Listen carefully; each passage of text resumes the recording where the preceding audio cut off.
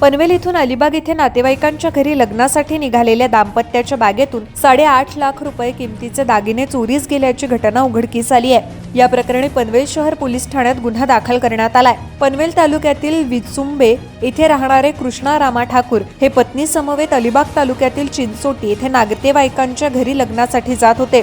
अलिबागला जाण्यासाठी ते पनवेल एसटी स्टँड समोर वाहनाची वाट पाहत असताना अलिबागकडे जाणारी पांढऱ्या रंगाची इर्टिका कार त्यांच्या समोर आली। कृष्णा ठाकूर हे पत्नीसह त्या गाडीत बसले, मात्र प्रवासी कमी असल्यानं गाडी भरण्यास वेळ लागला असे सांगून चालकानं बॅगा डिक्कीत ठेवण्यास सांगितलं। त्यानुसार ठाकूर दाम्पत्यानं बॅगा गाडीच्या डिक्कीत ठेवल्या। त्यावेळी गाडीच्या मागील सीटवर एक जोडपं बसलं होतं।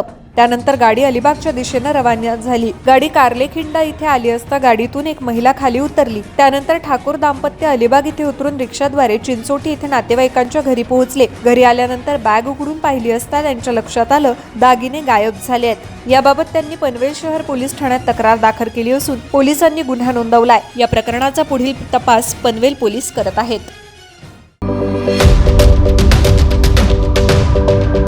YouTube वर सुद्धा रायगड टाइम्स सर्च करा आणि पहा रायगडच्या कानाकोपऱ्यातील प्रत्येक बित्तम बातमी। आणि हो, लगेच सबस्क्राइब बटनवर क्लिक करायला विसरू नका। रायगड टाइम्स, आपलं चॅनल, आपला आवाज।